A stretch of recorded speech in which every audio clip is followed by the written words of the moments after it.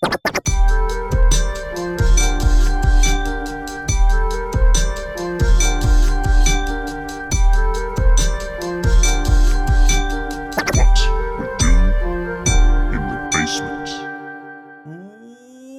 back to the basement dwellers. Welcome back to what we do in the basement. I'm your host and DM, Kevin Rambaran, joined as always by Thomas Tolles. Hello, I am Thomas Tolles. I play Anus Dweezil, and this week I'm coming to you from an undisclosed location. I'm in Witness Protection Program for reasons that I wouldn't care to discuss, but they allow me to do one podcast a week, and they also let me say the name of the place I'm in a fun, secret way. So let's just say I'm in Boise, Idaho. Try to guess where I am.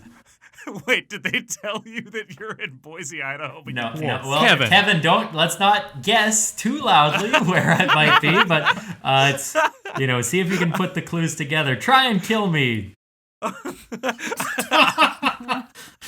Okay, I'm with Luke Cecilon.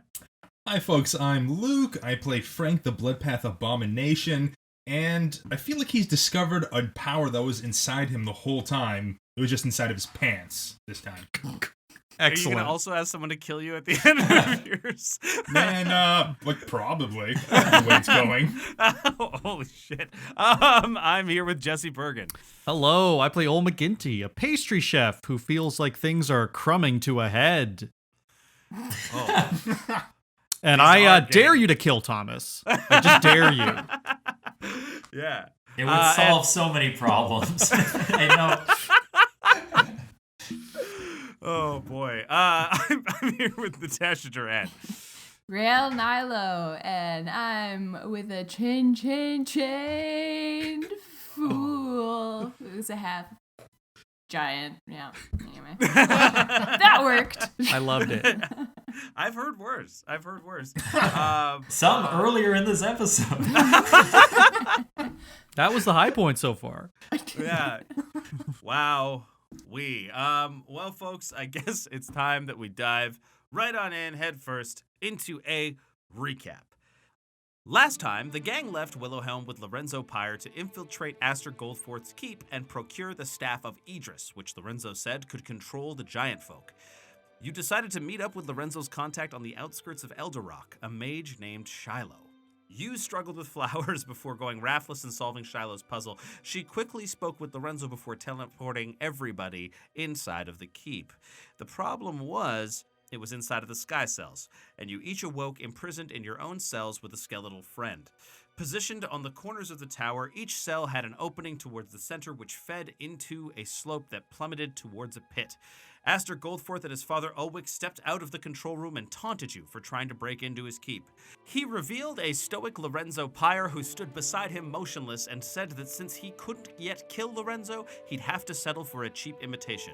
Aster then brought out a young halfling boy who got Lorenzo's autograph earlier in the day, and Aster's half-giant bodyguard tossed that boy into the pit, and Stuart, the little young halfling boy, was snapped up in the mouth of the Belladon, or Bella. Aster tried to sow division with his trapdoors and zombies and tilting platforms, but you continued to work together to bring down the Belladon and narrowly escape the closing door at the top of the pit. Frank actually dragged his ass up through like a see-through wall and then flexed it and flipped up, and landed on top of the pit just before it closed. So you're all there, and that's where we are now. So, you guys are on the lid of this pit. It's just closed. Frank is just front-flipped through the last of the opening with his ass still fully out. There's a 45-degree inclined plane all around you guys, and at the top of it is Dick Cheney, the half-giant, swinging a chain. He hasn't yet noticed the rope that you guys were using to hang onto at first, and he is just waiting for you guys to come up so he can take you out. Oh, is that how it is? Are we That's in? right. Are we in initiative order still? You are absolutely still in initiative order, so we are going to round out this little piece of combat. The first person to go, since Frank just spent his turn flipping up and getting up outside of the pit, is Old McGinty. So, Old McGinty, you're looking at Dick Cheney up there. You're chilling. How are we doing? What's going on? All right. McGinty remembers he has 7 health.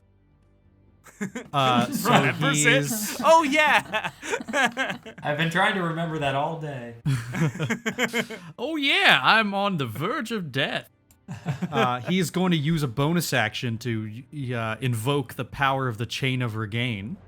Oh, okay. He's got a couplet for us. And he's going to say to Dick Cheney, "Listen here, your murder will come to pass. If not by my crossbow, then by my friend's ass." Yes, you can have your chain of Oh, that one's good enough. But the one I came up with that was the same word twice. I see how. I think you rhymed home with home. Yeah. Oh, Yeah, you so sure did. different words is better than the same word? Yeah, it's just you Monosyllabic, fucking simple word that children learn. So, yes. The rules of the Chain of Regain say that I can use up to half of my hit dice. Is that rounded up or down? Because I'm level 3, I have 3 hit dice. It's rounded down. Okay, and I have a -1 to con. And I rolled a 2, so McGinty recovers 1 health from that. Whoa, I feel almost exactly as bad as I did before. Oh, I felt great about that rhyme, too. I am going to climb my rope that I had tied, the one that's on the opposite end of the pit to the giant. And then I'm going to shoot a crossbow bolt at him. So I'm going to climb 15 feet, I guess. Half of my... Yeah, so I'll climb 15 feet up the opposite rope. And I will shoot a crossbow bolt at Dick Cheney. Sure. This is going to be one of the few times where you don't actually get your sneak attack damage. That's fair. Yeah. I rolled a 15 to hit. 15 does hit. Roll your Ooh. damage. All right. Here we go. 1d8 plus 3. Ooh, 6. So 9 damage. Woo. Boom. 9 damage. Hits him hard. Bam. All right. Next up, of course, is Dick Cheney himself. Dick Cheney, Damn it. furious that he's been struck. I guess he's gonna come down there and try and hit you because he doesn't know what else to do. So he's gonna use his movement to start sliding down the pit. I'm gonna make him roll a dexterity saving throw to see if he maintains his footing or if he like slides down towards everybody else. He does not have a great dexterity score. Come on. So and he does not do well. Oh, he rolls a 2 on the die. That takes him down to a 1 with his dex score. Dick Cheney slips on the edge of the pit. He got hurt. He stumbled back when the crossbow bolt hit him, and he lost his footing. He slips on his own chain and starts to slide down the pit. As he's sliding down, McGinty, please give me a dexterity saving throw to see if you're going to be able to dodge. I believe I'm on the opposite end of the pit from him. Is he not right near the rope that you guys were using? So there were 2 ropes, right? I used a rope to climb down, and a noose used a rope to climb down. So right. Oh, and he was at the one near. Yes. a noose, So not a I noose. So you're going made a up conscious yours. choice to go the opposite direction. I see. Oh, in that case, then you're okay. The rest of us might be there, yeah. though. Yes, Sorry, in guys, that case, but- I've got it backwards. I've Sorry, got it Kevin. backwards. I Jesse, actually also hid somewhere, so you can't hit me either. So Jesse has managed to punish the rest of you with. Thanks, man. Oh, I'm sorry I didn't get you guys to move on my turn. That's my bad. No, go ahead, everybody. And actually, it's not going to be a dexterity saving throw. I'm just going to get you guys to roll me a. You can either do an acrobatics or athletics check if you'd like. I'll be straightforward here. The DC for it is going to be 15. He's a big boy. He's falling down the pit. Oh, baby. Anus gets a 22. A 22. So Anus, nimbly swings himself out of the way. Rail gets a 21. Okay, Rael also swings himself Rule out of the way. 3. Frank, Let's check how in did with you do? Frank. Yeah. Frank rolls a 14. Frank rolled a 14. No. Frank's slippery ass, not slippery enough. His pants were down. He couldn't move his pants. He tripped over his own pants. Yeah, he gets bowled into by this ogre. Frank, I am going to roll some damage for you here. You take 5 damage of bludgeoning damage. Now, please roll me a dexterity saving throw, Frank, to see if you are knocked prone. Oh, goody. 19. 19. Frank's pants didn't stop this time. No, yeah, we'll say that you got your pants up in time, but the reason that you got hit was that you were riding your pants. So you got hit, but you don't fall prone. You end up to land on your feet. You're doing okay. Can we envision this in like slow motion, where this guy's bouldering down and Frank is just like lifting his pants and trying to get them tied? It's like struggling with the knot and just like, oh fuck. The camera keeps cutting to like this rolling person and back to Frank's like sweaty face. Back and forth, just da da da da da da. Yeah, Everyone's got like been a out of the rope. way for like. Oh. He's got like a rope belt, and he's like, the rabbit goes through the hole.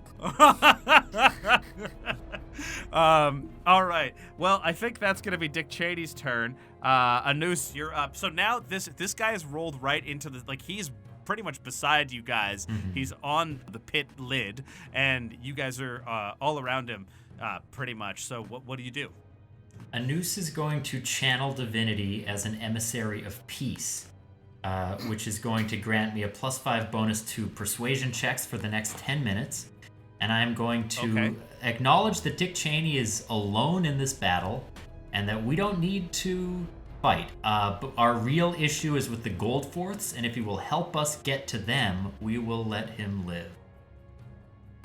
Okay, so you're trying to convince you're saying this is Anus like diplomatically trying to. I can appeal say to it in Anus's voice, which is, "Come on, man, please, just help us out.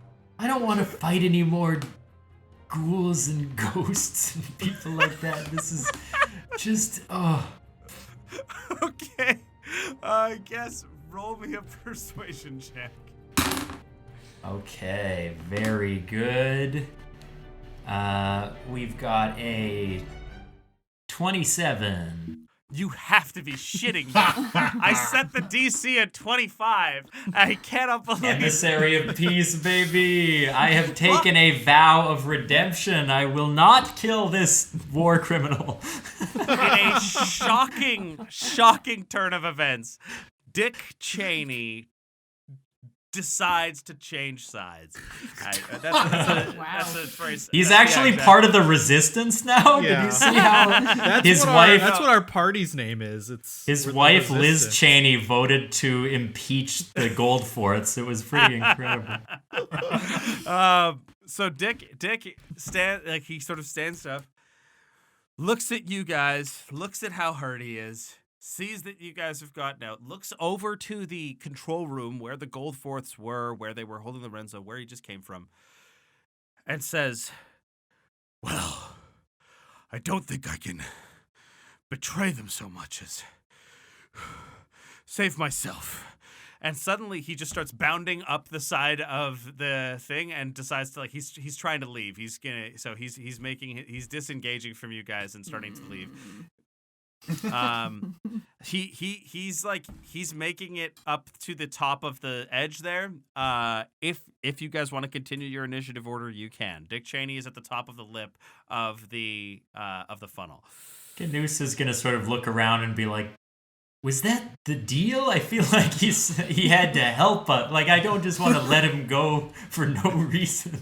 Rael's gonna take a shot with her longbow. This is for that boy that we were super attached to that you just unceremoniously tossed into the pit. Right, and his name was what's that again? Lorenzo too. Who knows? Little Lorenzo. But I care about him. This is for what's his name? Go ahead and roll your attack. 1 second. Math. Shoot, that's only a 13.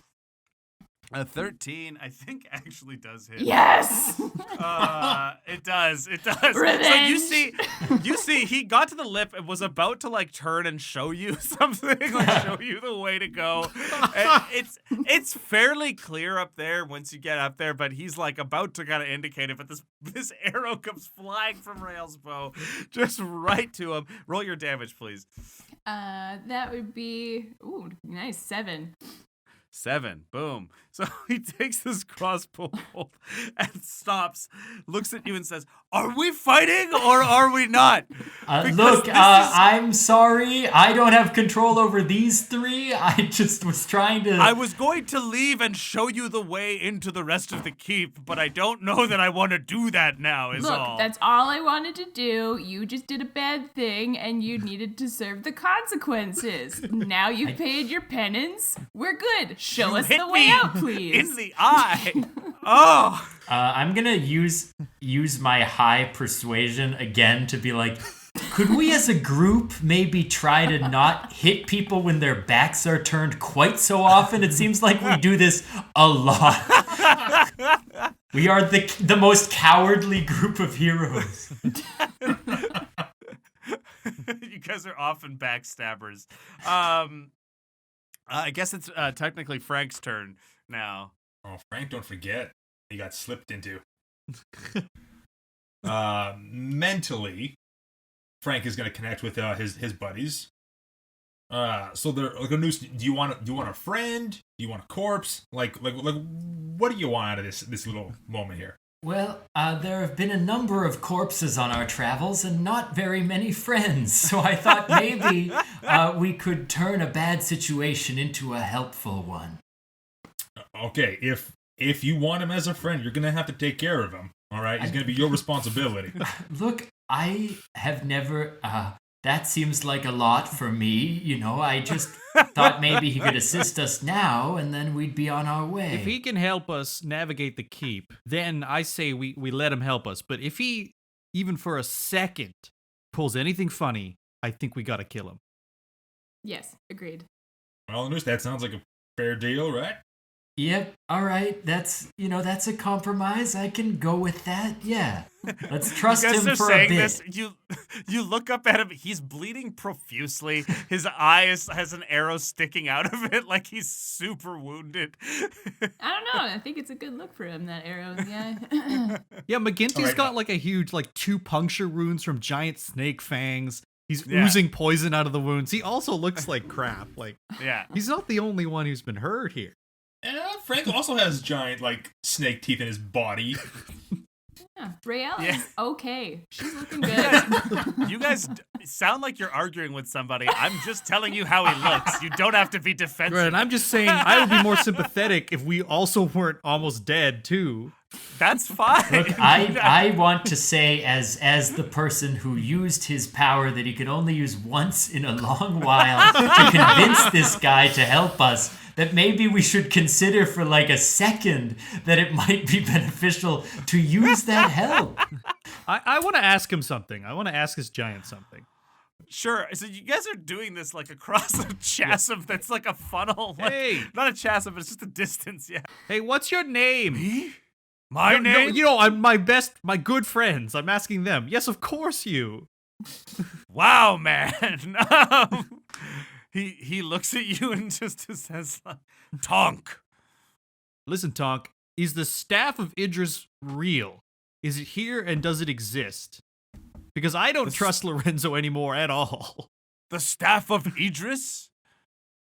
There is a staff that glows in the basement, but I don't know.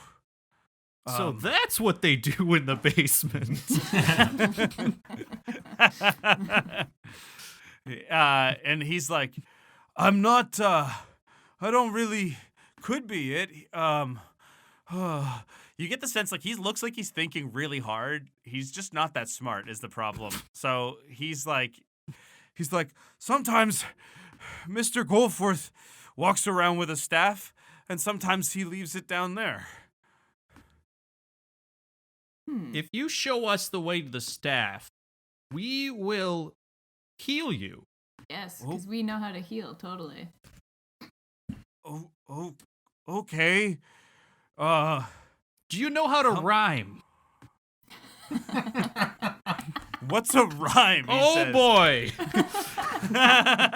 You get the sense like he puts down his chain, he takes it kind of like and wraps it up so it doesn't look like he's like gonna be like trying to attack you anymore. You guys have calmed him down, and he looks at a noose sort of like he knows that like he has like an angry look at Rael because she shot him, and he's like a kind of like a hurt little boy. But he like looks at a noose sort of like for like some sort of connection. He's looking at him. Yes, I think you could have a long future in the group. Oh, for sure. Yeah.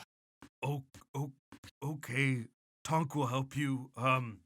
And he starts to like pull up on the rope for you guys, and like just very quickly, like because he's so big and strong, like pulls you guys up to the top of the lip, and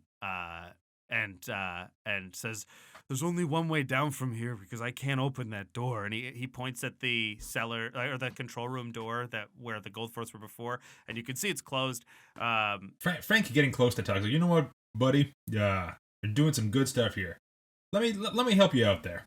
And Frank's gonna use his medicine to try to like break out that arrow out of his eye. Oh, sure. Give me a medicine check. A 16. A 16, Frank. You pull the arrow out of his eye, and it looks like you do a pretty good job. Like he looks hurt. Obviously, took an arrow to the eye, but you kind of try to like patch it up as best you can. And he sort of fashions. He rips off like a piece of this vest he's wearing, and puts it around his head as like a bit of an eye patch, and kind of like jealously looks at Rael now. She creates her own. Frank's also gonna take that arrow and like pass it back to Rael. Thank you. You're welcome. There's this spiral staircase that wraps around the outside of the tower, and it's a fairly wide staircase, given that like these giants and half giants often have to use the steps. So it winds downward, and you can see from the top of it, it seems to go into into like the second floor of the base of the tower. Sort of, it goes down the tower. On the outside, you guys can look down and you see the main walls of the keep. There's sort of these outer gates. And at the gates, you hear a loud, rumbling smash as a giant falls through the main gate of the keep. And looking down, you would see riding on the fallen body of the giant is Alador and his bandits. They start charging through the main gates of the keep into the main hall. So these stairs are coming down, and they kind of come in right above the main hall, so like the second floor, and you can see Alador and his bandits kind of rushing in and trying to fight. There's not a ton of bandits with Alador. He doesn't have a huge fighting force left, but he's got the guys with him that he does. And on top of the outer walls of the tower that you would see looking down, you can see that there are two half-giants with crossbows standing up on the outer walls. And they're currently looking at Alador's men and firing towards them. And they haven't noticed what's going on the top of the tower yet, where you guys are. There's essentially some stretches that you'll have to make down the tower steps to get to the inside. And as you can see, there's sort of like openings that you'll probably have to cross, like maybe two kind of openings in their line of sight to get to the inside of the keep. Is there any parchment lying around? Any parchment lying around? Yeah. No. I don't know. What do you like? You can have parchment on you. Do you have I do now. Yes, I have parchment on me. You can have some parchment on you. Yeah, McGinty bought a notebook or like a book of parchment, so he can like tear out a page and give a page to Frank. I don't have to lie about this. Hey, McGinty, can I borrow some of your parchment? Nah, I don't know. I've been okay. Frank's gonna start writing a note down. Dear Alador, hi, it's your revolutionary friends. We're at the top, but we're looking for the staff. If you see it first, let us know. Sign us. And he just kind of like turns it into a paper airplane and tries to like throw it down to the battlements. Incredible. Roll me a I guess it would be like a sleight of hand check with disadvantage. That's fair. Oh yeah, baby. 12. Well, you see it. Oh no! Hold on a second. I just have to roll one thing. There's no torches on the outside of this whole tower, are there? It's not nighttime, but no, you're fine. The paper airplane just sort of gets caught up in a gust of wind because you're pretty high up. You're like 50 feet plus in the air. You throw it for a second. It looks like it's gonna go exactly down towards Alador, and the wind just sweeps it and takes it away. The important thing is, we don't know which of our new allies is going to get it, but one surely is. Tonk looks at you and says, "We can go down this way. I could try to distract them or something, I guess, while you guys go inside." Tonk, if you wouldn't mind talking to your friends with the crossbows, tell them that this is not an invasion. It's a welcoming party of some kind, or, come up with a good story. I'm not good for that kind of thing. Okay, Tonk will try to do that. You're asking the guy who can barely reply to answers to think of a full story. I can barely ask questions, so I'm right there with him. Tell them that it's possible that very soon they will be free from their compulsion to serve the Goldforths. Sure. Tonk starts stepping down the side of the tower, and you guys sort of watch as he says, hey, Lemur, John. They look over. They're like, "What's going on? This is bad." Yeah, and he's like, "No, actually, soon you will be freed from your compulsion to serve the Goldforths." Very good. Very well done. Sort of sounds creepy coming from him, though. Yeah, I would have said it a different tone, maybe. They're like, "What? Compulsion? What are you talking about?" So if you guys want, you can roll a stealth check to cross here while he's talking to them. Sure. I'll let you all roll it with advantage against their perception, okay? Because you've got them talking to you, I think that, yeah, you guys. Woo! Natty 20. Good, it was with advantage because my first roll was a 2. This is advantage? Oh, gosh. Okay, because I rolled a crit fail, but it's advantage.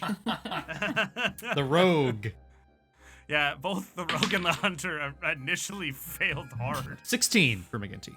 15 for Frank. Anus does not get advantage because he has disadvantage. Right. He's wearing chainmail, so I got a 3. So yeah, Rael just swiftly kind of bounds across, almost just like the wind. McGinty similarly kind of slinks behind his Tonk's calves as he's going, and then sort of slips around and gets around. And Frank also sort of just surprisingly swift for his age. As they're talking and as they're looking at all the destruction, Frank can kind of quickly trot across. But Anus, as you go, you sort of you turn to get around his leg, and you accidentally kind of hit him with your weapon a little bit, and he's like, "Oh!" and they're like, "What was that?" And they notice that there's a person there, and they look at you and they look at Tonk and they go, "Who's that? Yeah, who's that?" And Tonk looks down and looks at you and it's like, Friends, there is a welcoming party coming, I think. This is not the invasion that it looks like. There is, a lot of fun snacks that are being brought in. And if you're nice to me, I'll let you have one with an almond on it. Roll a deception check, please. Yeah, I don't get the bonus on that. It's a 6. They say, "Tonk, what's going on? This doesn't look good at all. Why are you helping them?" And I guess everybody roll initiative. I guess here's what we're gonna do. I'm gonna make everybody roll initiative. I'm going to give the three of you that succeeded on your stealth check the option to engage or continue. You can go back. You can continue to try and stealth past, or you can engage. If you choose to engage, I'll give you a surprise round because they don't know that you're there. But everybody, please roll initiative. I think Anus should just book it to us, and then we run deeper into the Yeah, like we fortress. should try to distract them, and then he can try and run away again. Yes, you and can also I'm try to sure do I'll that. have a great head start with a natural 1 for initiative. You can take a few hits, right?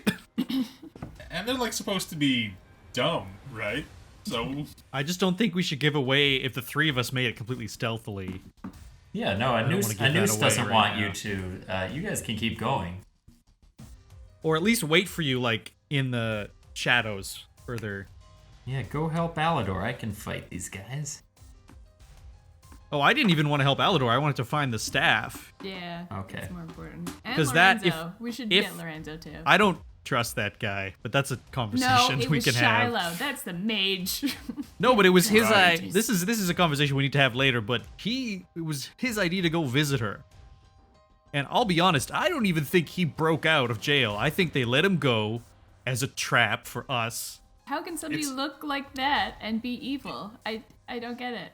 it's a pretty good trap. He am I was right? clearly under their control in the control room, right? So they have some sort of I don't power hear it. over him. La, la, la, la, Okay, la. well, I mean, in a couple weeks you'll understand what I'm talking about. Yeah, you guys are giving away your stealth by talking. This is all mental, guys. We have It's true telepathy. unity. Yeah, but We have you're telepathy. telepathetic, but you're also fuming, and they can just tell that you're like Gesturing wildly. you're really tense about it. So you're like stomping your feet and stuff. Listen, Animated, Rael, arguing with no words. there are other elves out there, I promise you. Okay, Anus, you got a 1, you said, right? Frank, what did you get? 14. Rael. A hot 3? Oh no. 3. We call those Lorenzo's 3s around here. And McGinty. Got how a you doing? 13. A 13. Okay, so Luke, are you muted or just whispering? I was just like saying Frank quietly because I think Frank's first, which is a rarity. what's your dex modifier, Frank? Frank, Dex modifier is 2. Yeah, he's saying Frank very quietly to himself, hoping that he gets to act first. Frank. I'm gonna have to keep all this stupid bullshit in. Yeah, it's great. It'll be great. Frank pictures like a small audience always watching him, hoping that he does good. Like the Olympics or his baseball days. There, that fits. Wasn't it you wasn't it say it was T-ball? T-ball? I think it was T-ball. T-ball. Just He was a pitcher for T-ball. to Yes. keep our lore straight. Yeah. It was low T-ball. Yeah. All right, Which I believe so- stands for Tarrasque ball. Right. First up is Frank. Frank's gonna put a hand on Riel's shoulder. He's gonna lean in. On whose shoulder? Riel's. Okay. Look, I know you love him, but you might have to shoot an arrow in his eye. Oh my god. Oh, stop talking. So embarrassing. And with those wise words, Frank scuttles forward into the distance, Is wherever his they're pants still going. down? Okay, so His so pants yeah, have been up essentially- for a while now, thank you very much. Essentially, there's like one more stretch that you have to get through to get clear. You guys essentially get behind like the first battlement when you first went. So there's one more set of battlements before you reach like the main hall and you're in the clear. So Frank, go ahead and roll another stealth check with advantage, given that instead of you're not using your surprise round to attack. Total of 10. Total of 10. Okay, Frank, I think one of them might have spotted you. We're going to see, though. Hold on. That's not great. Oh, that one didn't. And neither... Wait, hold on.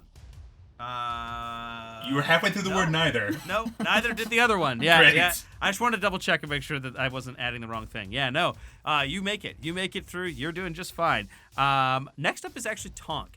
And so Tonk is going to try and diffuse the situation, doing as best as he can, and be like, listen, guys, this is my friend, but I have to take him to Aster myself. You know, Mr. Goldforth told me I have to take him to him myself, so he's coming with me. And he kind of goes to scoop up a noose and pretend that, like, he's going to take him hostage.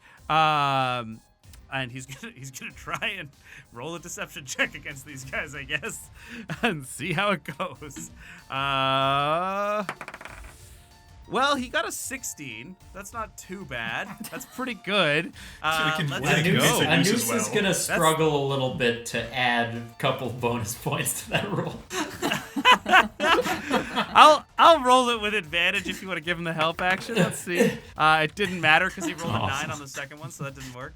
But he gets them to just be like, okay, and they're like a little confused because it seemed like Anus was just talking to them normally at first, and now is like a captive. But they're like, that seems fun, I guess, and they go back to looking at the bandits and paying attention to them, and actually we're out of initiative there because they've been convinced not to go after you guys. So Yay. so Way to go, Tonk. So I'll just make Is that too loud and come back? yeah. Great job, Tonk. You guys sort of scuttle past. They don't pay attention to what's going on. You make it to the main, the second floor, I should say, of the keep. So when you get down here, the big steps kind of open up into a hallway area, and this is so the center of the tower where the Belladon was at the bottom of. This is the same floor as that had the see-through windows in it. You can see straight ahead the walls that have been turned transparent, those sort of pseudo windows that Frank's ass was dragging up at the end of last episode. There you can see through. You can see the corpse of the Belladon through the wall. It almost looks as if it's there initially, and it might even frighten some of you at first.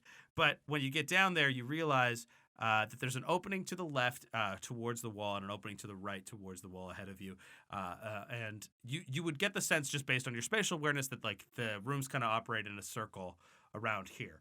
Yeah.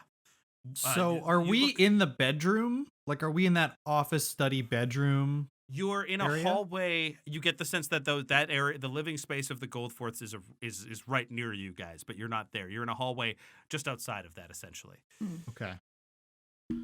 So you can choose to go through the door on the left. You get the sense it'll take you into the living quarters of the Goldforths. There's also to the right. You kind of get you get a peek through. If you look down the hallway, you'll see that there's some stairs going downwards into the main hall. You can hear a lot of noise coming from the main hall. It sounds like Aladorn's men are fighting, and you know there's some people screaming, and every now and then you'll hear like a noble yell or something like that. But yeah, that seems to be what's going on. Tonk looks at you and says, "The staff is usually down in the basement. It might be in the bedroom, but I don't know if Mr. Goldforth's up here or not. I hope he's not. I hope he's not. Oh, jeez." And he like looks around kind of panikedly. Hey, Tonko, you've been working for the Goldforth guy for a while, right? Uh-huh. What would you say is his greatest weakness? His greatest weakness? Yeah. I don't know. He's little, like you guys are little, so could squish him if I wanted to, I think. Anus is know. taking notes. He's got some ink and paper. He's like, could squish him. Interesting. Well, yeah. if the staff could either be in the bedroom or the basement, we might as well check the bedroom first because we're here now. Sure. That's what I'm thinking. I think it's best if Anus stands guard because I'm not very good at being stealthy. Perhaps there's a place I can alert you telepathically if somebody comes along. But Anus, you're so good at searching. Do you remember when you ran back to the hideout? Yes. And you found that adhesive? Sure, that was incredible. No, I can, yes, if only there were a way for me to use my exceptional skills, but I think for the moment, being motionless is my greatest asset. Are there any, by chance, like knight armor statues, like in the hall? Knight armor statues? No, it's a fairly, Okay. Oh, shoot. it's a fairly empty hallway. There is some, one like, now. Oh, but he's holding a +3 crossbow. Very cool. A metal boy appears. No. With a huge cock. All right. Cockney accent. Anus, Yeah. we haven't rolled yet for his penis size, but it could be.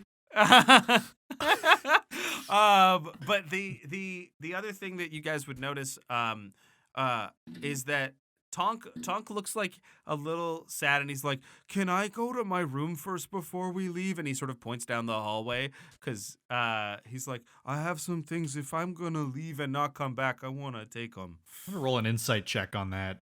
Sure. 15. He looks like he's pretty sad and sincere. It looks like he wants to go get his stuff from his room. He's like, I could pretend that Aster, I could go by myself, or I could pretend that I captured him. And he's like, holds up a noose. He's still got him in his arms. He's like, I could pretend that I captured him and walk through if you want. I don't know, or you could stay here, buddy. I just need to go get my pictures. That's fine. That seems fine with me. Okay. Any objections, anyone? I think artistic expression would be good for Tonk.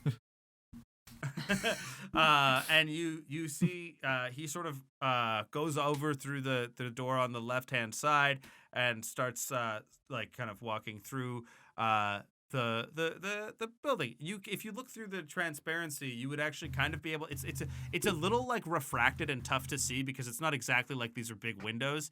It's magic that's allowing you to see through them. But you can kind of see to the left, it looks like there's almost like a living room area. There's like some couches, there's like some overturned desks and things like that. Because this used to be the government building for the council that used to meet here and rule over the country. But of course, since the Goldforths have overthrown it, they've kind of just made it their own sort of makeshift space. Then the next room that you would encounter if you were going around in a clockwise fashion, you see would be sort of a much more elegant looking bedroom. It's well put together. There's still it doesn't look that lived in yet, but it's there. And then there's like a big room with like what looks to be just like a slab of like stone or something, and like a big sack of what looks to just be like clothing and things like that. And then the next room over looks just to be like a very unremarkable room that like is a bedroom that looks like maybe a guest room that doesn't get used very much. And that's kind of like what you guys can see looking around. So if you guys want to venture into the living room area, that would be like the next room that you can go to your left, or you can go down to the main hall. So we don't see anyone else. No other figures. No, it's like it's not clear entirely. Like because the spell is kind of like it's like looking through like almost like water has filled it or something. You know, like it's not a perfect thing. But you do see that like there's that there doesn't seem to be a lot of motion or anything, and like it doesn't like you don't hear Tonk yelling out or anything like that, and you kind of see him lumbering across through one room through the next, going towards the stuff and kind of just moving about in his room. Well, off to the living room. Yeah. Let's do it. Let's go. Sure. Okay, so as you guys go into the living room, you see in the center of the living room, there's like a large red plush couch. It looks quite old. There's a coffee table in front of it, a dining room table with some chairs, a bookcase with like pretty much no books in it that look like they could even really be read anymore. Like they're all just so like destroyed, overthrown. You just don't want us to waste our time looking through the books. So Yeah, exactly. I know a DM trick when I hear one. I gave you guys a library and it didn't go so well last time, so I'm averse to bookcases. Are there any books on Fey symbols? Yeah, so that you can look at it very briefly and not return to it Look, again. we were going to, but then we had to get a staff. That's fair. And yeah, do you guys want to investigate the room? Do you want to just move through to the next room? Maybe a quick little investigate. Yeah. Quick little investigate. Great. Everybody, roll me investigation checks. Oh, ooh. Frank gets a 12. Rails a 9. Anus is only looking for adhesive this time, but he gets a 5. McGinty got a dirty 20. A dirty 20. So all of you are looking around. You can see some, like, there's like seems to be some like things written out here and there, but it doesn't really like you would assume this would maybe be like where the Goldforths would plan and do things, and it kind of feels like a lot of that stuff isn't happening here. Like it looks almost like a placeholder room. It's kind of confusing. But McGinty, you are walking around looking at the room, and you look at the coffee table, and you actually notice there's a small drawer in the center of the coffee table, and it's actually open a little bit, and there's a little box inside that you can see, sort of a dark box. I'm gonna check for traps. With a dirty 20, actually, I'll say there's no traps in here. All like right. We'll say McGinty, like even when you notice that it's a little open, before you even see the box in there, you like double check everything. You slide it out a little. It looks clean. Like, Yeah, I grab the box and I open it. Sure. So it's not actually a box that has like a lid that opens exactly. When you pull it out, it's a dark purple box. There's an engraving of an eye on top, and on the front side of the box, there's a small eyepiece protruding out that you could stick your eye to. It looks like sort of like a like one half of a binocular or something. There's a viewfinder in there, and there's some Sylvan writing on the top of it that you can't make out either. I can read Sylvan. Great, I'll give it to Anus. Yeah. Sure. Anus, you look at it, you read that it says the Wild Eye is what it says on it. It seems to be the name of some kind of liquor. The Wild Eye. Are you referencing Wild Irish? Yes, it's a liquor that Thomas and I have had too many experiences. Kevin and I drink fortified wine out of a plastic bottle in my attic when we were 20. Like we were 20 years old, and Thomas had a horrible day in the bathroom later. I do tell everybody, unrelated to the drinking, but I tell everybody that it says the Wild Eye, and then I point frantically at the single eye in Rail's face that is visible and say that maybe that, because I got a 5. I don't know what the fuck's going on. Do we want to look through it? Look in my eye? What? No, into Yes. the box has like a lens to see. Open wide, Rail. Let's see what's in there. Get out of here, you weirdo. Ah. I mean, McGinty's a little wary, but if he didn't sense any traps, he'll look through. We should he'll look into it. Yeah. Sure. McGinty, please roll me a D100. Yeah, all right. Neat. Maybe This you get a is going third to eye. be... The Wild Eye is a fun little device I spent quite a bit of time coming up with yesterday.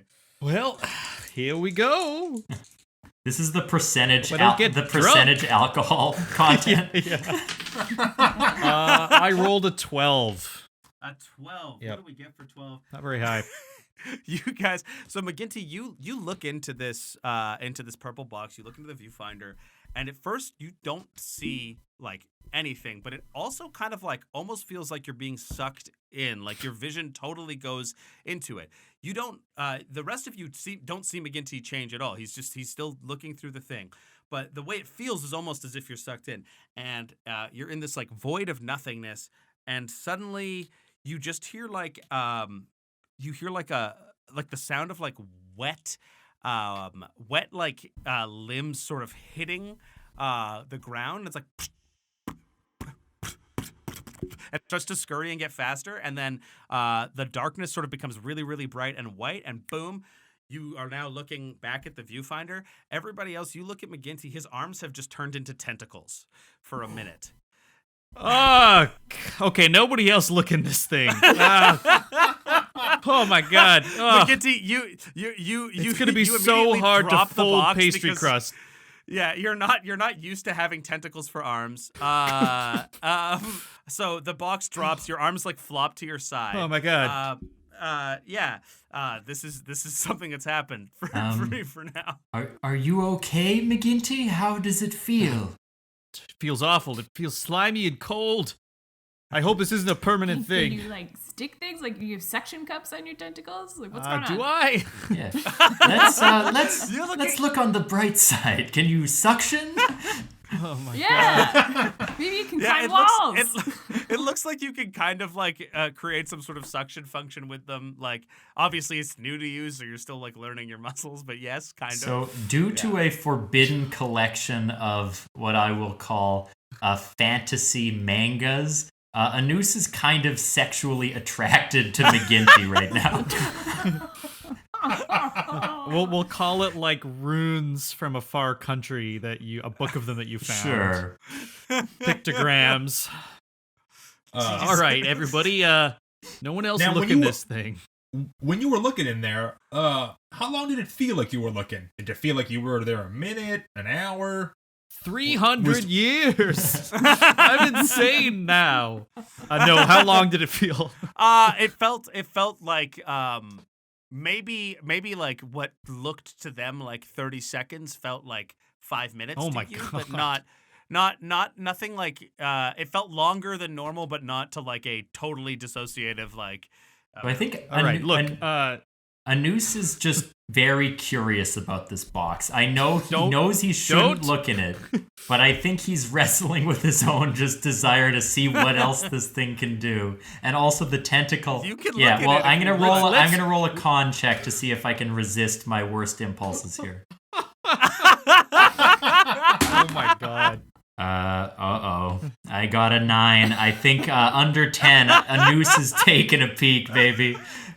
We're all gonna be different parts of an octopus. All of my fantasies could come true. Like I just. A noose, please roll me a D100. All right, let me find my. Right. I got a 33, which is my favorite number. 33. Oh my God. Okay. Well, you just cast Polymorph on yourself.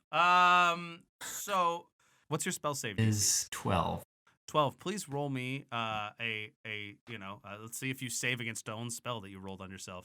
Like my spell casting ability Sure. bonus. Yeah, Right, Sounds right. good. All right, I beat it. I got a 14. 14. Okay. Well, shit. I have to now make a decision about. I didn't expect this. Please, whatever crazy shit is about to happen, please make it happen.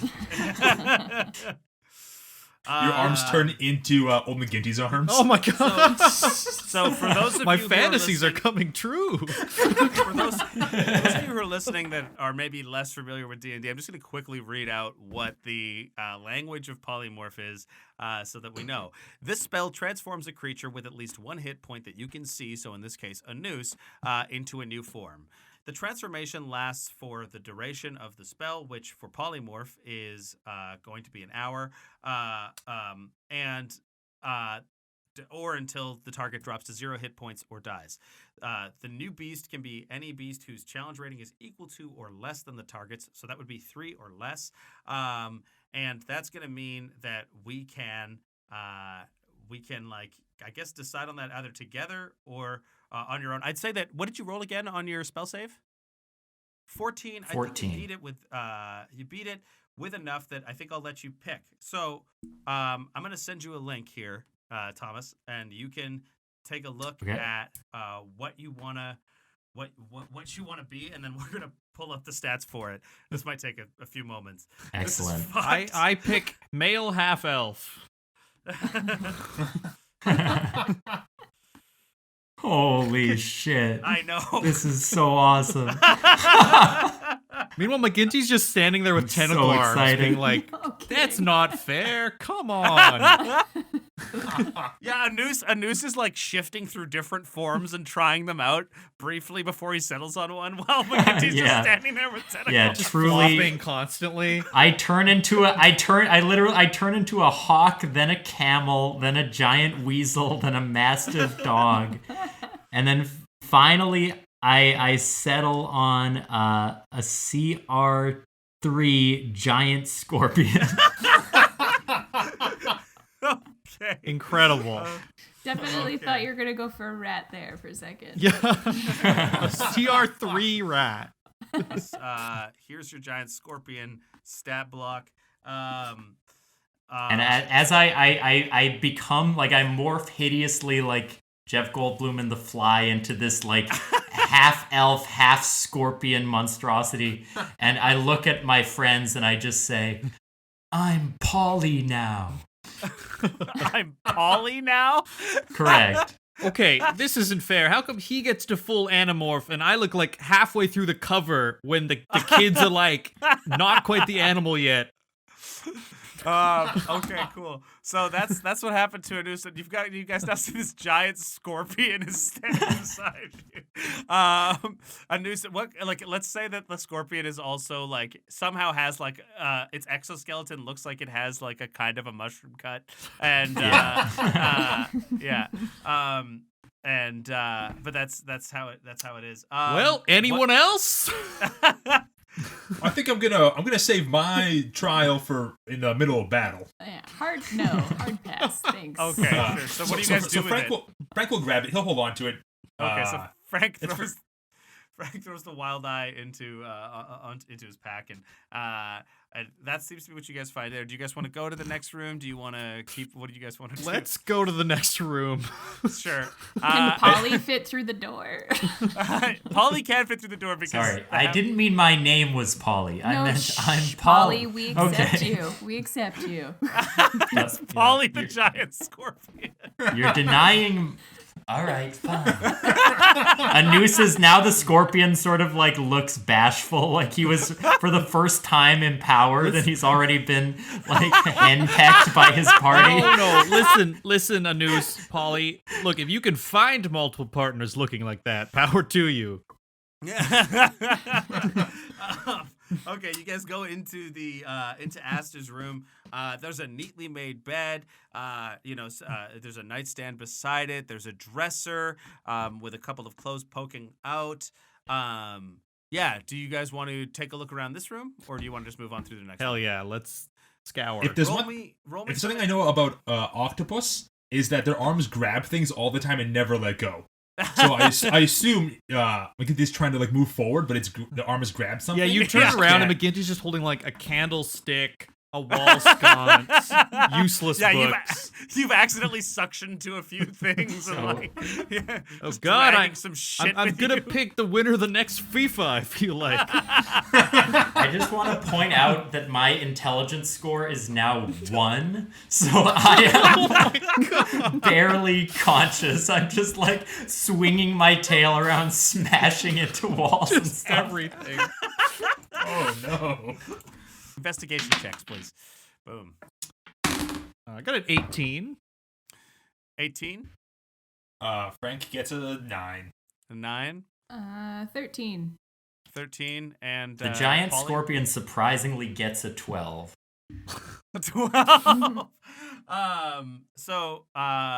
While you guys are searching around, you see some nice clothes. That are like these purple and golden robes. You guys can see in there. Anything long sleeve? Anything long sleeve? Not long enough, unfortunately. And McGinty, your tentacle, you realize it like slid underneath the bed at one point. Oh, I hate this. I hate this so much. But you kind of tug on it, and you realize that you actually found a sack of gold underneath the bed. So McGinty's just procured himself 115 gold. Whoa. Holy, 115?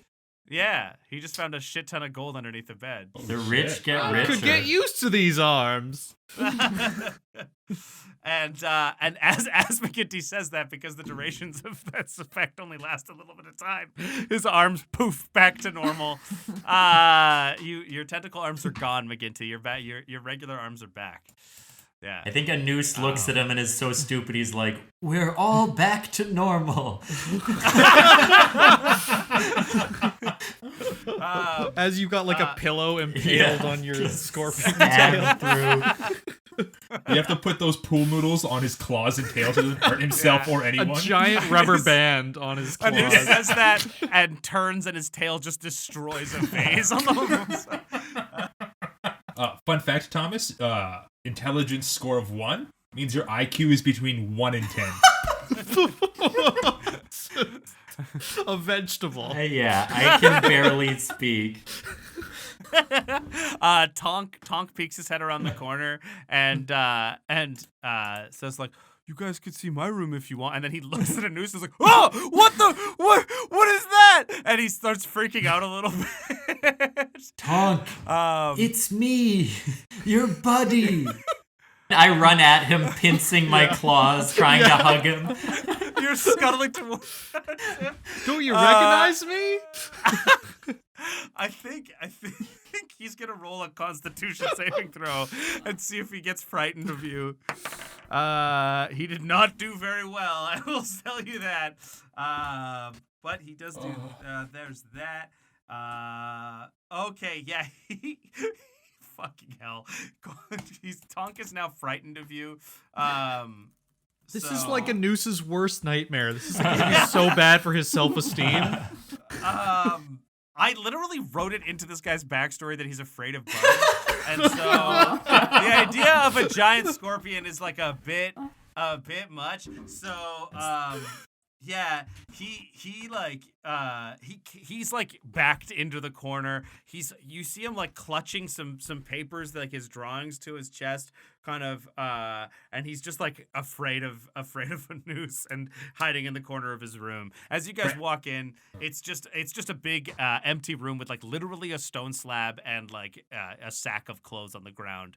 Frank's gonna roll up some newspaper he found and start like bashing Polly on the head to like bad scorpion. Damn. No, Frank. Positive reinforcement. Come. Anu sort of scuttles into the corner and like cowers and lifts a bunch of like trash. He like piles up like a nest and he hides inside of it.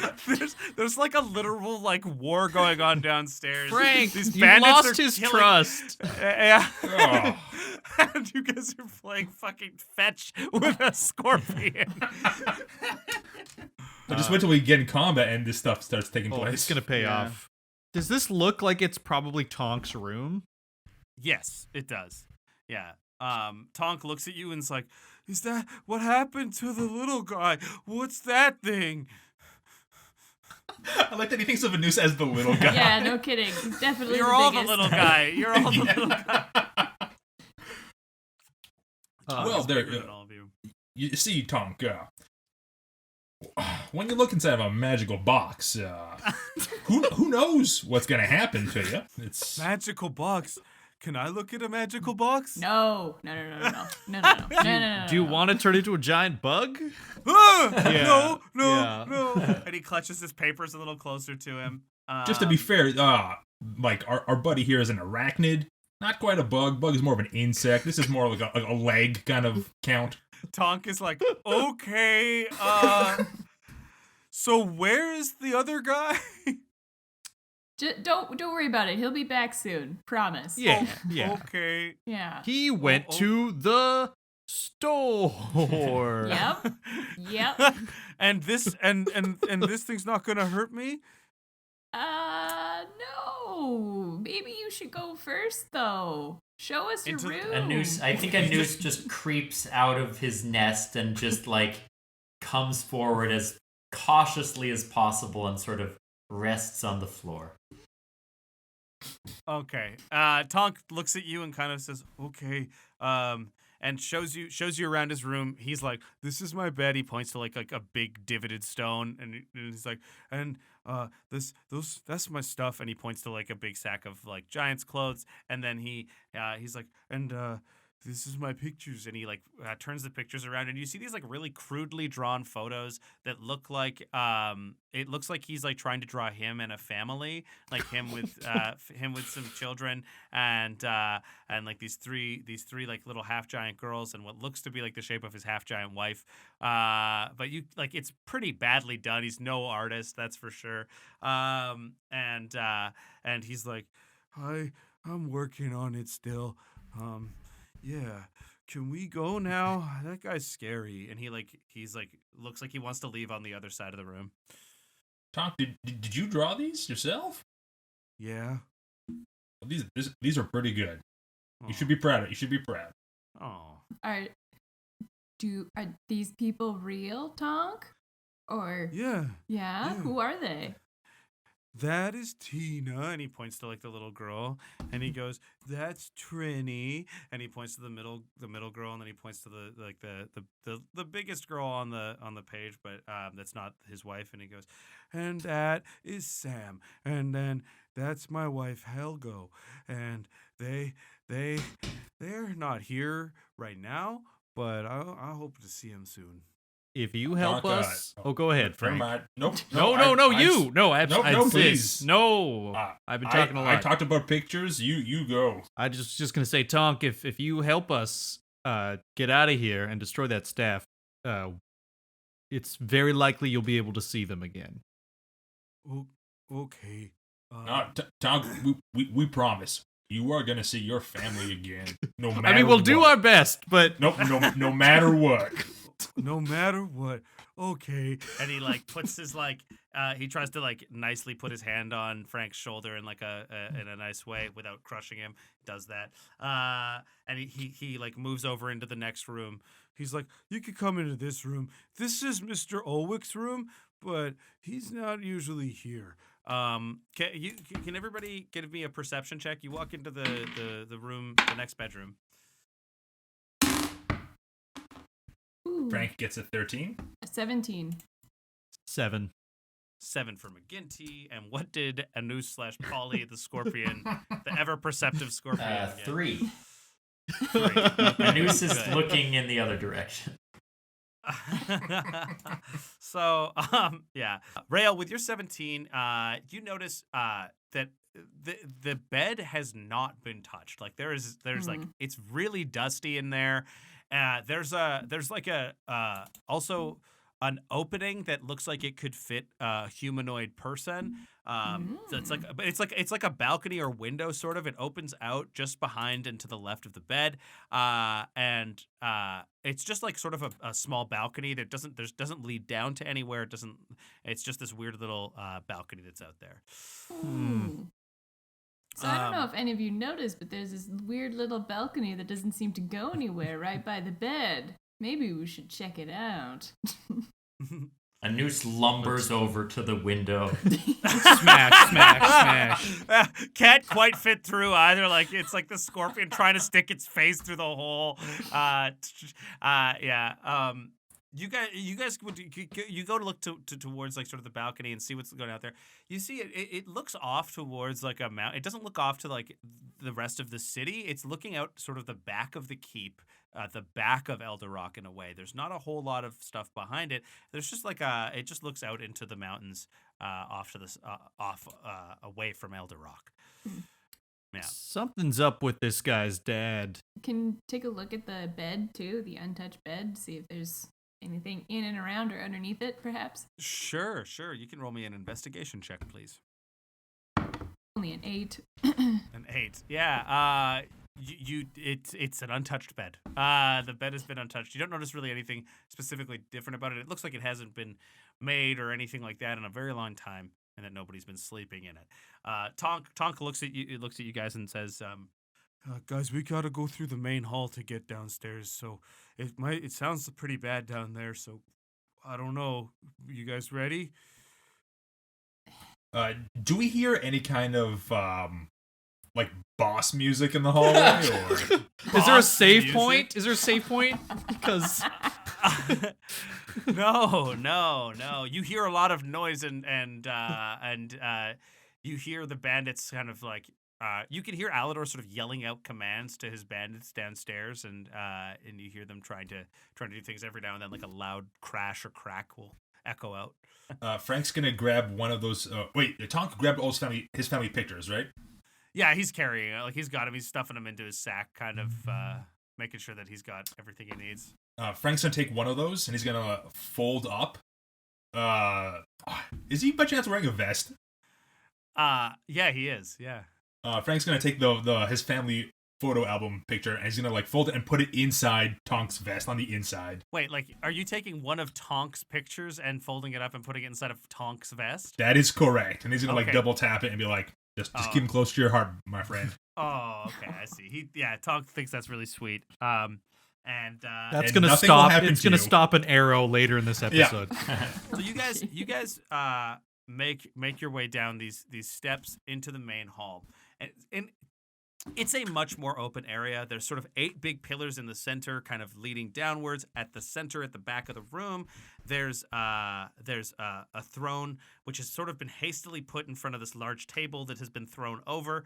There's a few straggling nobles and civilians running around, but they're like just trying to make their way out of the main entrance, sort of back into the back and to as you guys are coming out to your left. And you guys see Alador and his men battling this giant, which is swinging its club at them. There are 6 bandits with Alador. Or actually, there's 7 bandits with Alador. But as you guys are coming down the stairs, you see this giant swings its club down. And I'm going to roll a d4 to see how many of Alador's bandits this thing takes out. I'm adding pluses based on the amount of time that you guys spent up looking around the room above you. Cool. So... that is, oh my God. All of them. Oh my God. So this giant just clears out 4 of them. Boom. Like this club just smashes 4 of them to the side. You see now, Alador stands there. They seem to have done some like decent damage to this giant. It's not like as, it doesn't look great. It looks pretty hurt. But it's standing there. It's taken out a bunch of his guys. You see Alador is trying to kind of like hide behind rubble and get around it. You also see Jacob is there, sort of like doing his best to kind of get around and strategize along with Alador. And there's also two more sort of bandits just trying to help take this guy down and listen to Alador's words. The giant hasn't yet noticed you. What do you guys want to do? Do we see a doorway or a stairwell leading to the basement? Any sort of indication of? No. But no is the short answer. I don't know why I'm drawing this out. No. So we'd have to spend time exploring it if we wanted to find. Right. You see that Tonk kind of looks around and says, "Okay, do you want to go here or do we need to get out of here?" Well, McGinty's thinking is like if the staff is truly controlling the giants, the best option would be to go and destroy the staff rather than trying to fight them all. So that's why he wants to bypass this conflict if possible and just go straight to the locus of control. Yeah. And Anus is thinking, I am a giant scorpion, and he attacks the giant. Fair point. That's very fair. Wow, that's a rail tactic. Good on you. Yeah. As I DM and learn exactly how to operate with surprise rounds properly, I guess All right. This is going in. Let's play this out. He is not inviting you guys to participate. He just instinct took over. He's attacking. Right. What type of attack is it? What type of attack are you doing? Oh, I'm going to move in and attack. Well, I get a multi-attack, so first I will attack twice with my claws and then with my stinger. Everybody roll initiative. I was reading more, Thomas, about intelligence, and one reference guide says, at 1, you are borderline an object. Even more than usual. Wow. I could use some healing, by the way, if anyone has... I believe Anus had some healing powers when he was a paladin. Yes, the scorpion has somehow the opposite powers. Built to kill.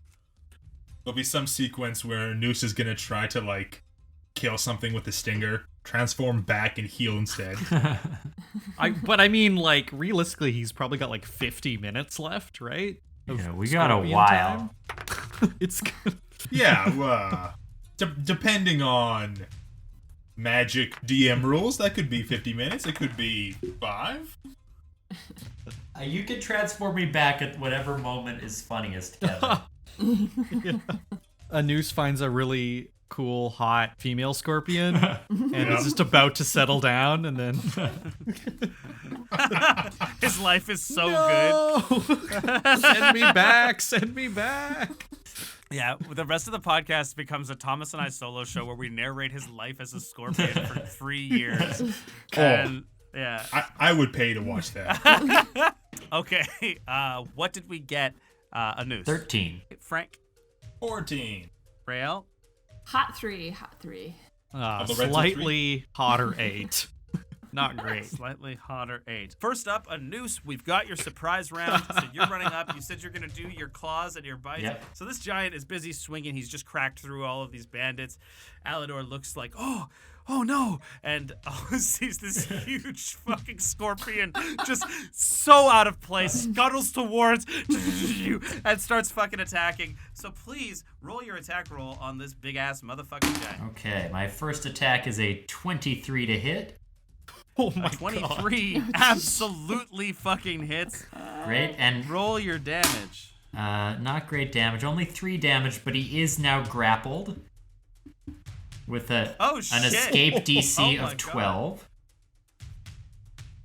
Oh my god. Okay, perfect. So you grab him in one of your claws, Yep. like right around his leg. Boom. You said 3 damage on that first Yep, attack? and I'll roll for my second claw. Okay. That one's only... Second claw's a 14. 14 still hits. So, yeah, let's say you grapple him. You grab both of his legs, like claws on both legs. And how much damage did you do on that second attack? Second claw's 5 damage. 5 damage. Okay, great. And then are you going for a sting now? And now my stinger is going to sort of position like kind of right in between his eyes like the alien. Oh my god. And is going to attempt to sting him in the... maybe not big enough, he's a giant. But if not his eyes, his dick. Whatever. His other eye. His third eye. You go for the part right above where you think his penis is. Yeah, the stinger's the crucial one, and unfortunately it only got a 7. A 7 does not hit, so you think his dick is somewhere. You are wrong. You miss with your stinger. Boom. Shoot through. But you said it's grappled now, right? Yep. Okay. So next up, we've got Alador. So Alador sees this scorpion come, grab the 2 things, take a big stab at its penis with its tail, and he's like... He notices you guys there and says, "Hello, friends. We will work together, yes?" And then he like runs towards this giant without like any kind of reservation. He's just ready to take it down, swinging his scimitar at it as hard as he can. So he's gonna make his multi-attack on this giant. That first one is a 14, which I believe hits. Yes, the 14 hits. I'll just see if he hits his other attacks here. Then he also hits with that attack, which is that's a 20 to hit, so that's going to hit. And then we'll see if it gets it with his last attack, which is a dagger. And the dagger also hits. Holy shit. Nice. So, Yeah. Alador just shows some serious fucking skill. He runs Dude towards it moves with the like scimitar. a scorpion. Yeah, he jumps off of the claw and like stabs into it with his scimitar, and then on his way down like stabs into it again, and then sticks the dagger into its leg. And so that's gonna be 2d6. You know, I just feel like he could have gotten that locket himself at this point. So he does 16 damage to this thing, just like rips up its leg. You see, like it's pretty gross. Alador runs in there and does some serious fucking pain therapy to this guy. It lets out like a huge bellowing scream, just oh, and next up is one of the bandits. So one of the bandits is Just wait and watch the show, yes. you guys rolled shitty initiative. I'm sorry. No, this is great. So one of the bandits is going to fire its crossbow at this giant, and it got a dirty 20, so it's going to hit. It's going to fire that off here. It doesn't do a lot of damage. It's a glancing blow. Just delivers a light 2 damage to this guy. Next up is Frank. Frank, how are you feeling? This thing's roughly, just so that you guys know, about 50 feet away from you. Yeah. Frank kind of calls out to Alador. I see you got my message. Thanks for bringing the cavalry. Alador is so confused. He's like, what message are you talking about, friends? I don't know. And then Frank gives him a little wink. Oh, good call. Enemies around. Alador maybe thinks that that you guys are running from the hill giant that's with you. Like he thinks Tonk might be a bad guy. Not the hill giant, the half giant with the chain. Anyway, go ahead.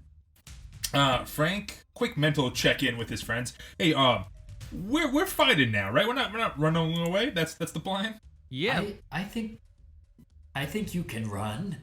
I can handle this. I don't want to leave our one intelligence buddy alone, so maybe we should help him finish this guy off. You guys say that in your like true unity, and, Yeah. and a noose latches onto the phrase "buddy." Oh no! But my memory is like the length of a housefly because I'm so stupid, so I don't retain the positive social interaction. Yeah. No, we have to support our buddy Polly. Yeah. Yeah. Right. Right you are. Frank. Frank gestures toward the giant. He goes, "Hey, you're going down, big guy." Okay. And he takes his little chill touch and just goes in for a little skeleton hand attack. Sure. It does not hit. How do you? Oh, yeah, It's no. 8. You're right. It does not hit. So you swipe at his dick. You guys can't find his dick. Man, what is up with this guy's genitals? His proportions are all wrong. Yeah. You think he's a giant? It'd be an easier target. Yes. You'll find that everything else is bigger except that. It's just him, right? There's nobody else. That's right. Yeah, Frank's gonna like. Are there columns to kind of like chill behind a bit? Sure. Yeah. Yeah. Frank's gonna you're find a just cool column to chill by. Yeah, Frank leans against a column looking real cool. A noose, Scorpion Boy, you're up. Polly, what do you do? Great. I'm going to continue to attack this giant viciously. Sure. So my first claw attack is a 22 to hit.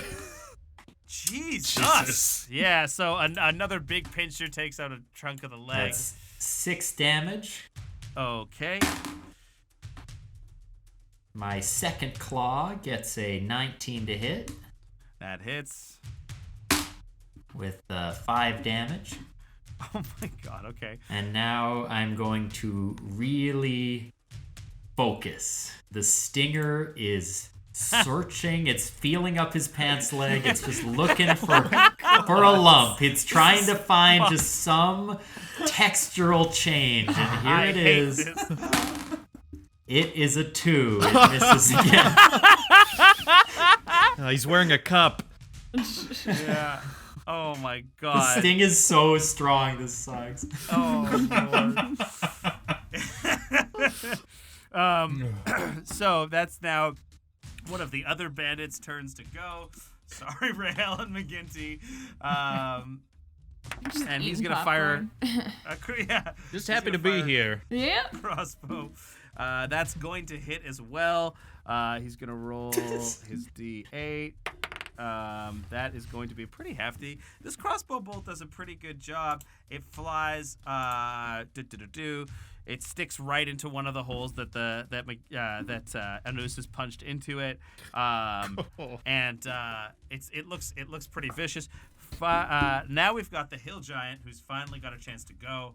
He's gonna try and break free here, and he rolled a 14, so he does. You see his muscles kind of flex and kind of almost pop loose the claws that are holding him. It used its action to escape, so it does that. Yeah, it like flexes its muscles with all it can and pushes out, gets these claws out of it. But now it's McGinty's turn to go. McGinty's gonna say to Alador, oh, he doesn't want to give away that this giant's helping them. He won't mention Tonk. He'll just run up behind a different column and he'll just shoot at the giant with his crossbow. Sure, roll your attack. 16 to hit. That does hit. Roll your damage. And sneak attack because Scorpion is Yes, right next to him. Yeah. Let me roll the correct amount of damage this time. Yeah. 12 points of damage, all said and done. 12 points Well of done. damage. This guy's looking mighty fucked up. Like, there's a lot of blood coming out of the lower part of this giant. It looks like it's really hurt. That crossbow It's not bullet Bum, is it? it doesn't. You're not sure. It doesn't look like Bum, but you don't know. You can't tell. Bum was, I believe, a half giant though. And so actually, you can tell that it's not Bum. Good. And next up is Jacob. You see Jacob kind of like steps forward. He looks like a lot more brave and bold than like you guys would have thought, given like his weird kind of like shyness and aversion to doing things before. But like he's got this long sword and he like runs towards the giant and is gonna take a swing at it. He misses the first time, so he swings once, misses its foot, and swings again and misses again. So he just like goes ting, ting, and then just It's nothing. It's the Jacob we remember. Yeah. It looked like he was gonna be badass, and then he wasn't. Rael, your turn. What's going on, huh? What did I miss? I fell asleep while waiting for her turn. So the scorpion is holding a very hurt-looking giant, or it's not really holding it anymore, but it's right near it. Everyone's trying to kill it. The giant looks like shit. Yeah, in her sleep haze, is just like, oh, whatever, pulls out her bow and then tries to shoot with the long bow. Sure. At the giant, yeah. Does a 23 hit? A 23 does hit, yes. Okay, so the first one, hold on. Ooh, not very much. That's only 5 damage. Sure, so your bow lets off one nice shot right through the leg. Yeah, okay. And then she'll take another shot with her arrow. Ooh, and that one misses, and that's the one that would have been the more damage. Nuts! She got Okay, so another confused, one. and then she ended up like pulling out her pink parasol and like instead of an arrow, and then it just fell right. You try in to front of knock it, and it doesn't work. Yeah. Yeah. So you're like, Yeah. oh fuck. Classic Okay. Princess Peach mistake. All right. Is that you done up there, Rael? I think so, because there's really nowhere to hide or anything, right? So yeah. Well, there's columns to chill by. There's lots of columns. Oh There's yeah. columns if you want to hide. Oh yeah, there are like 8 big pillars in the room. Okay, so I you could will hide. go to the nearest pillar and hide Sure, out behind there. sure. All right, then we're back to the top of the initiative order. Alador's back.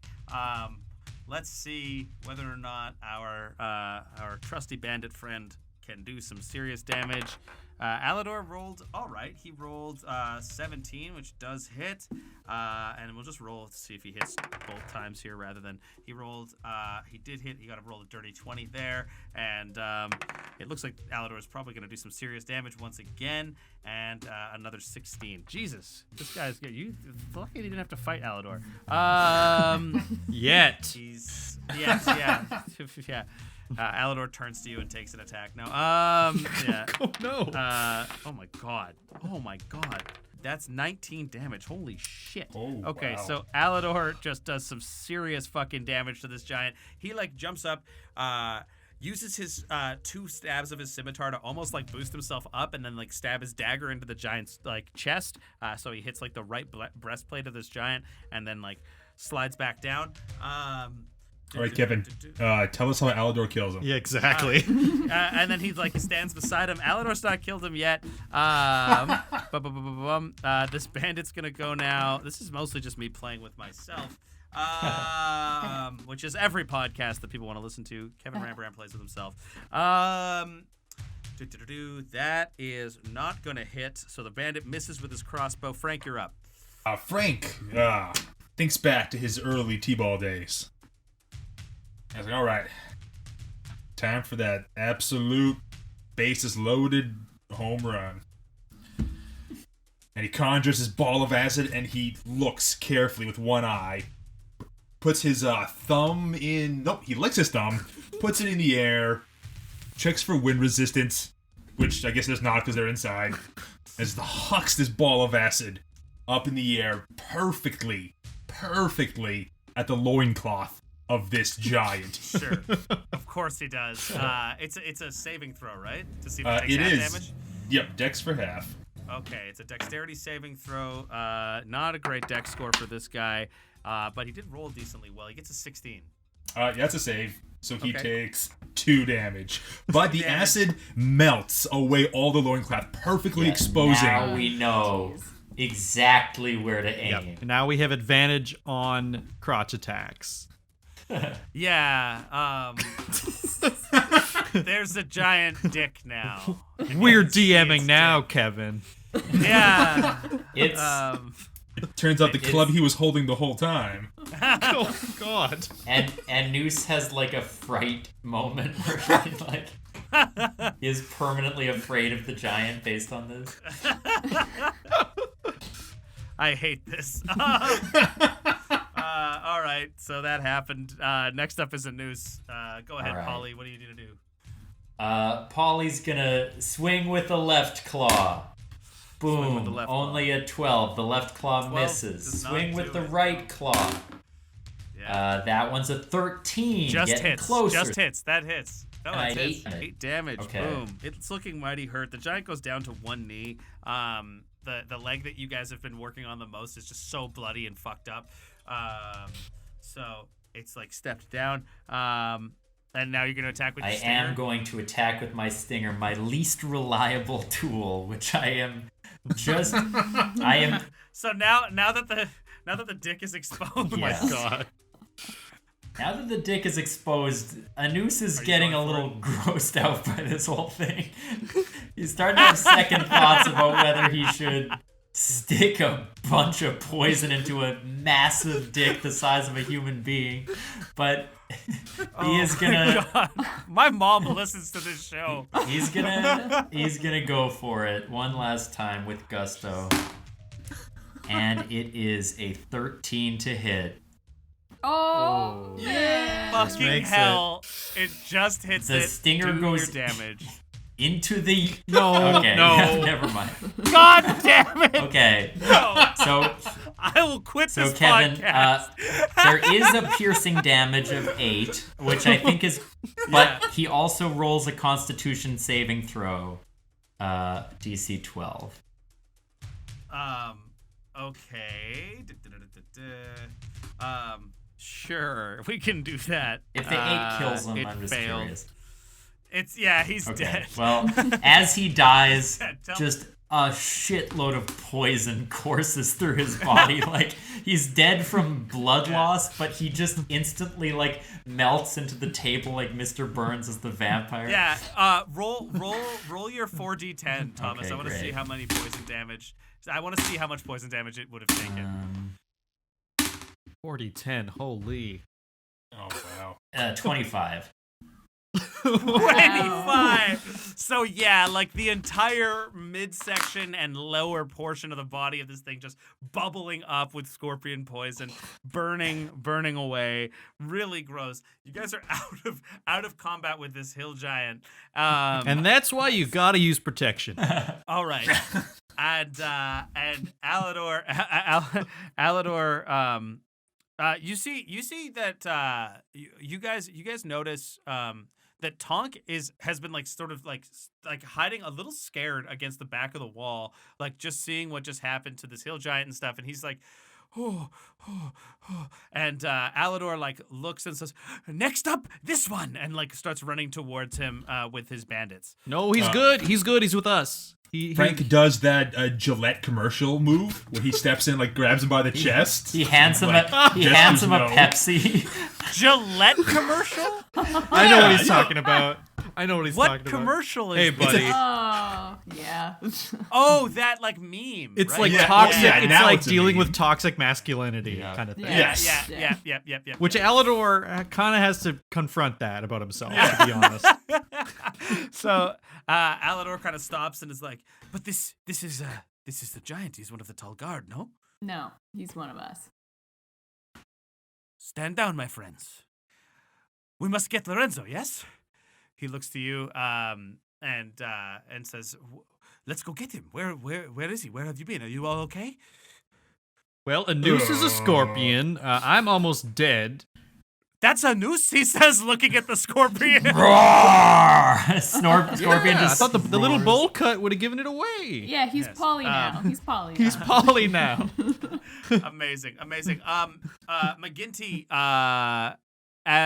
Jacob kind of walks over to you and slips you a lesser healing potion. Thanks. I pat him on the shoulder and I go, you can always just stay with the cart. I saw you trying your best out there, but honestly, thanks, I'm gonna need a driver's, and if anything were to happen to you, So should I leave? I can go if you want. think, why don't you get the cart ready for us, and then you can be our getaway driver?